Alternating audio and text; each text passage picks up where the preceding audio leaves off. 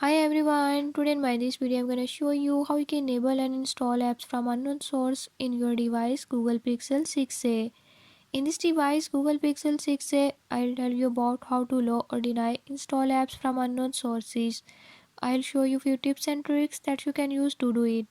Before move to the video, if you are new to my channel, don't forget to subscribe and press bell icon.